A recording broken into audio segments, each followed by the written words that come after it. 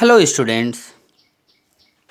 After we finish the chapter exponent, today I am going to start a new chapter, that is rational number. Now first we begin with the definition of rational number. What is rational number? Any number that can be expressed in the form of p by q, that is in the form of a fraction p by q, where q not equal to 0, that means denominator term is not equal to 0, is called a rational number. If you take an example, 5 can be written as 5 by 1.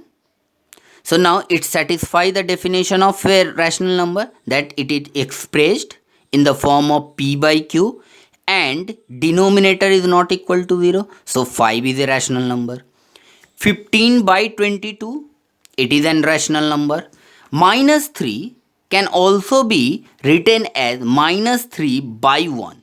So minus 3 is also a rational number. Now the question comes, can 0 be a rational number? Yes, because 0 can be written as 0 by 1. Whenever numerator is 0, denominator any non-zero quantity, the result is always 0. So 0 is a rational number.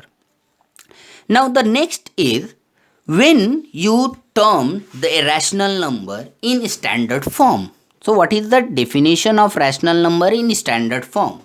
So a rational number p by q is said to be in standard form if p and q have no common divisor other than 1.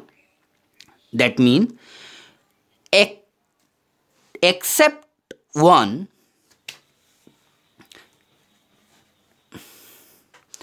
it means no other factor can cancel numerator as well as denominator. That means SCF of numerator and denominator will be equal to 1 and q is positive. That means denominator term must be positive.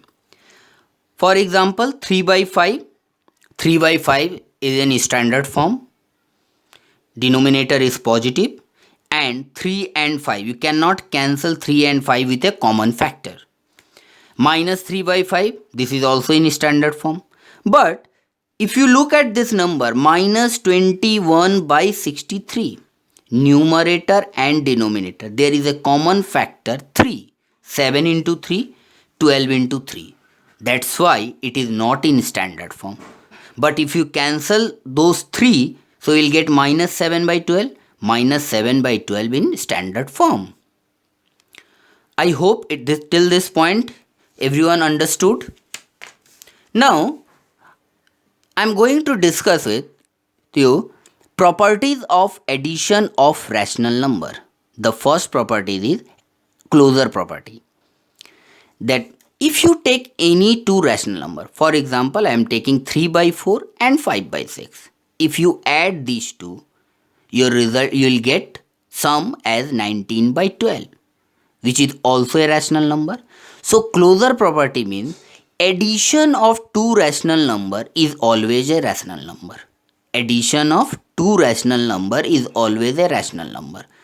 So this property is known as the closure property. The same holds true for subtraction, multiplication and division also. We'll discuss that in detail in the later part. Commutative property. Commutative property means, for example, if you add 3 by 4 with 5 by 6, the result is 19 by 12. If you change the order, that means now add 5 by 6 with 3 by 4, you will get the same result, 19 by 12. That means if a by b and c by d are any two rational number, then a by b plus c by d is same as c by d plus a by b. So this property is known as the commutative property. That means if you change the order of the element, the sum remains the same. Moving into the next is associative property. Associative property requires three number. For example, if you take A by B, C by D and E by F are any three rational number, then now see, as per the BODMAS rule, we need to simplify these two, and with the result, if you add A by B, then the result is same if you add A by B plus C by D first, and with the result if you add E by F. So this property is known as the associative property. Now the next one is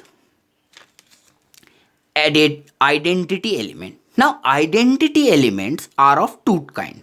One is called additive identity and another is called multiplicative identity. 0 is known as the additive identity and 1 is called as a multiplicative identity. So as I mentioned earlier, so 0 is the additive identity. Why it is called an additive identity?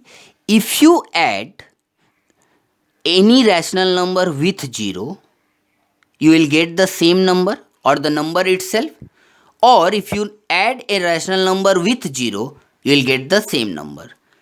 So 0 is called as an additive identity. 1 is multiplicative identity, as if you multiply any rational number with 1 or 1 is multiplied with any rational number, the result is the number itself.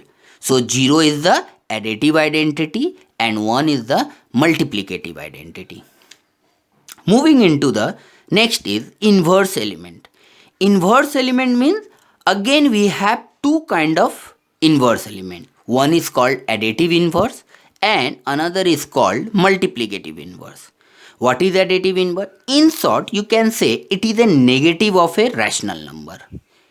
Additive inverse means it is a negative of a rational number. For example, if A by B is a rational number, so its additive inverse will be minus A by B, such that a number added with its additive inverse, the result is additive identity. So here A by B and minus A by B are said to be additive inverse of each other. If I take one example, so additive inverse of 3 by 8 is minus 3 by 8, or additive inverse of minus 3 by 8 is plus 3 by 8. So additive inverse means negative of a rational number. Now moving into the multiplicative inverse, it is a reciprocal of a rational number. Reciprocal of a rational number, if A by B multiplied by B by A. Now see, A by B reciprocal is B by A. If you multiply, you will get 1. That is multiplicative identity. Then A by B and B by A are said to be multiplicative inverse of each other. For example, multiplicative inverse of 2 is 1 by 2. Or in other way, multiplicative inverse of 1 by 2 is 2. So, today in this part we discuss the properties of addition of rational number and we learned about the identity element and inverse element.